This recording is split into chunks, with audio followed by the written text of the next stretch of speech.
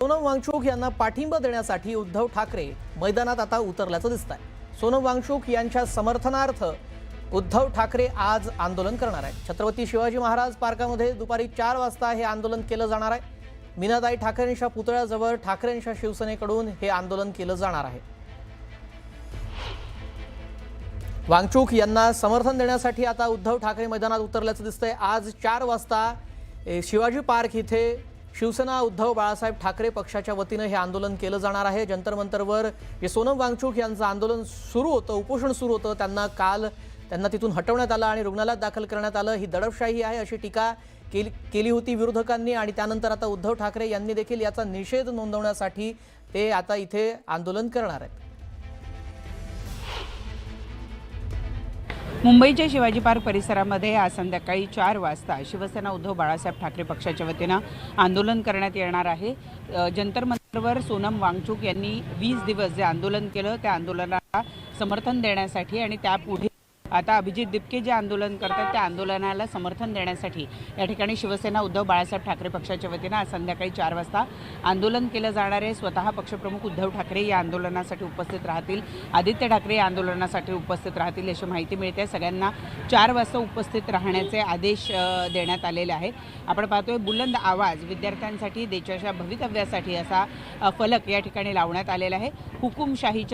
हुकुमशाही सरकारच्या विरोधात आंदोलन असं म्हणत हे आंदोलन केलं जाणार आहे। मीनाताई ठाकरे यांच्या पुतळ्याच्या बाजूला एक छोटेखानी स्टेज उभारण्यात आलं आहे आणि या ठिकाणी हे आंदोलन केलं जाणार आहे। नीटच्या परीक्षेचा पेपर लीक प्रकरणामध्ये सोनम वांगचुक यांनी आंदोलन सुरू केलेलं आहे। केंद्रीय शिक्षण मंत्री धर्मेंद्र प्रधान यांचा राजीनामा ते मागतायत आणि त्यासाठी त्यांनी जे आंदोलन उभारलं होतं त्या आंदोलनामध्ये सलग 20 दिवस त्यांनी उपोषण केलेलं होतं। आमरण उपोषण करत असताना शासनाच्या वतीनं कोर्टाच्या आदेशानुसार त्यांना जंतर मंतरवरून उचलण्यात आलेला आहे। अयोग्य पद्धतीनं अवैध पद्धतीनं त्यांना उचलण्यात आलं असा आरोप सोनम वांगचुक यांच्या कुटुंबियांकडनं आणि स्वतः सोनम वांगचुक यांच्याकडनं केला जातो आहे। आंदोलन करण्याचा अधिकार प्रत्येकाला आहे आणि त्यामुळं आम्ही आमच्या अधिकारासाठी आम्ही आमच्या मागण्यांसाठी आंदोलन करत होतो, तरीसुद्धा अवैध पद्धतीनं आमचं आंदोलन मोडीत काढण्याचा प्रयत्न सरकारनं केला असं म्हणत सोनम वांगचुक यांनी अजूनही आपलं आंदोलन सुरू ठेवलेलं आहे। रुग्णालयातून त्यांचं आंदोलन सुरू आहे तर जंतर मंतरवर अभिजित दिपके आंदोलन करत आहेत आणि याच आंदोलनाला पाठिंबा देण्यासाठी शिवसेना उद्धव ठाकरे पक्षाच्या वतीनं या ठिकाणी आंदोलन केलं जात आहे। मध्यंतरी आपण बघितलं होतं की उद्धव ठाकरे यांनी असं म्हटलेलं होतं की जी माणसं ज्या ठिकाणी आहे त्यांनी तिथून आंदोलन करा आणि या आंदोलनाला समर्थन द्या। तसाच प्रयत्न आज शिवसेना उद्धव बाळासाहेब ठाकरे पक्षाच्या वतीनं केला जातोय। या ठिकाणी आपण पाहतोय की एक छोटेखानी स्टेज उभारण्यात आलंय जिथं उद्धव ठाकरे स्वतः येऊन उपस्थितांना मार्गदर्शन करतील असं सांगितलं जात आहे। व्हिडिओ जर्नलिस्ट सुधीरसह प्रणाली कापसे, न्यूज 18 मराठी, मुंबई। मुंबई सोडूच नका, दिल्लीला जाऊच नका, इथेच आंदोलन करा। या गल्लीतून त्या गल्लीत, त्या गल्लीतून त्या गल्लीत, असं नाहीये। आंदोलन जर करायचं असेल तर त्याला स्वतःला झोकून द्यावं लागतं आणि म्हणून आज ते आंदोलन करणार, त्याला आमच्या शुभेच्छा आहेत। यानंतर पुढची बातमी बघूया। मराठी अभिनेत्री स्पृहा जोशी यांनी इंस्टाग्रामवर एक कविता पोस्ट करत देशातील परिस्थितीवर भाष्य केलंय। सोनम वांगचुक यांना कथितरित्या ताब्यात घेण्यात आल्याच्या पार्श्वभूमीवर ही कविता शेअर करण्यात आली आहे। कवितेच्या सुरुवातीलाच त्यांनी लोकशाही, संवेदनशीलता आणि अभिव्यक्ती स्वातंत्र्याशी या कवितेचा संबंध असल्याचं नमूद केलंय। या पोस्टमधून लोकशाही आणि नागरिकांच्या अधिकारांबाबत तीव्र संदेश देण्याचा प्रयत्न करण्यात आलाय। कविता सोशल मीडियावर मोठ्या प्रमाणात व्हायरल झाली आहे। आमचं इथे अगदी व्यवस्थित चाललंय। संवेदनाहीन कोशामध्ये आम्ही स्वतःलाच गुरफटले। आमचं इथे अगदी व्यवस्थित चाललंय। रोजच उठून चालू आहे निष्पापांचं आक्रंदन, रोजच उठून चालू आहे निष्पापांचं आक्रंदन। घुसमटणाऱ्या श्वासांचं रोजच आहे मुखरुदर। बोलू पाहणाऱ्या आवाजाला आम्ही कधीच गप्प केलंय। संवेदनाहीन कोशामध्ये आम्ही स्वतःलाच गुरफटले। किती बॉम्बस्फोट, किती दंगली, माणसं मरतायत, मरू देत, आपण त्यात नव्हतो ना, चला आजची रात्र टळू दे।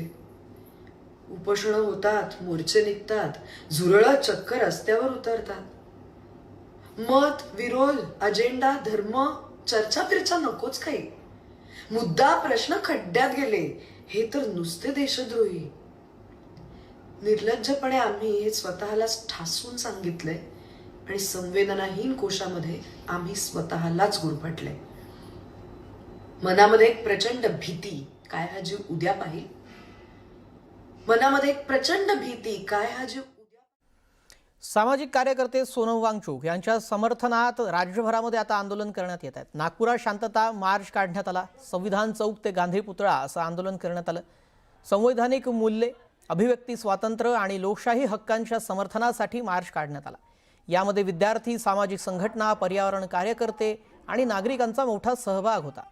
मनमाडमध्ये देखील शिवसेना, उबाठा आणि सीजेपीच्या वतीनं धरणे आंदोलन करण्यात आलं.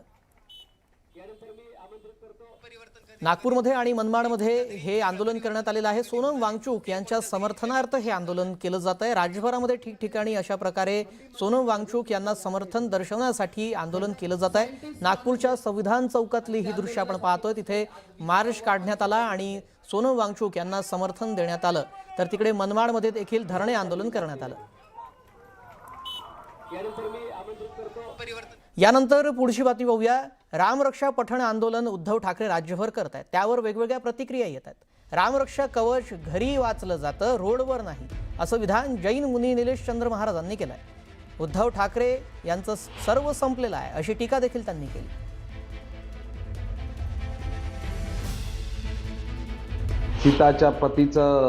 सीताच्या पतीचं नाव घेऊन गीताच्या पतीचा खुश करायचा होता, असे हिंदू विरोधी आहेत. आणि रामरक्षा कवचची आवश्यकता जातात. त्यांनी कुराण वाचावं, कारण की त्यांनी सांगितलं आहे की आमचे जे औरंगजेब आहेत ते आमचे बंधू आहेत. तो बोलाता तर त्यांनी आपल्या मातोश्रीवर शुद्धीकरण करावं. नागपुरातनी त्यांची आवश्यकता नाही हनुमान चालीसा करायची आणि रामरक्षा करायची. यानंतर आता पुढची बातमी बघूया. विकासात्मक कामासाठी आम्ही निर्णय घेतला, त्याचबरोबर आज जो आदेश सभापतींनी काढलाय तो स्वागतार्ह आहे, अशी प्रतिक्रिया बंडखोर खासदार संजय देशमुख यांनी दिली आहे. आम्ही कायदेशीर प्रक्रिया पूर्ण करूनच शिंदेंच्या शिवसेनेत आलेलो आहोत, असंही ते म्हणाले. कायदेतज्ञांचं मार्गदर्शन घेऊन 6 खासदारांनी आम्ही हा निर्णय घेतला, त्यामुळे यापुढे देखील कायदेशीर लढाई लढू, असा इशारा बंडखोर खासदार संजय देशमुख यांनी दिलाय.